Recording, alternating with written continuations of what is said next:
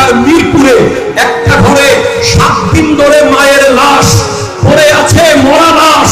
সন্তান একজন সচিব, আরেকজন ইঞ্জিনিয়ার, আরেকজন কানাডায় থাকে। মায়ের লাশের খবর কোনো সন্তানের কাছে নাই। আজ আপনি তরুণ প্রজন্মকে বলবো, আপনি কেন গাউসিয়া কমিটি করবেন? কেন গাউসিয়া কমিটির সদস্য হবেন? কারণ আমি কেন গাউসিয়া কমিটি করব?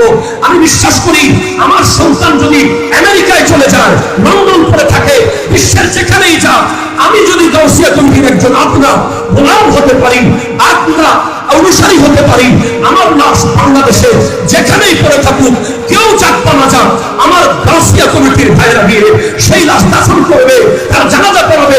তার প্রমাণ গাউসিয়া কমিটির ভাইরা দিয়েছে, দিচ্ছে, দিতে থাকবে। গাউসিয়া কমিটি বাংলাদেশ এই যুব সমাজের জন্য বিশাল একটা মূল্যবান নিয়ামত। তরুণ প্রজন্মকে বলবো, লা ইউহাল্লাযিনা আমানু লা তাত্তাখিযুল ইয়াহুদা ওয়ান নাসারা আউলিয়া। ইহুদি নাসারার অনুসারী হবেন না।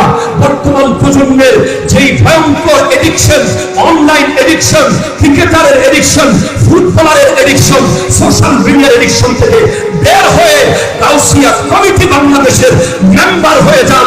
অন্তত মরার সময় আপনার লাশটা ঠিকভাবে দাফন হবে। CTG TV 24।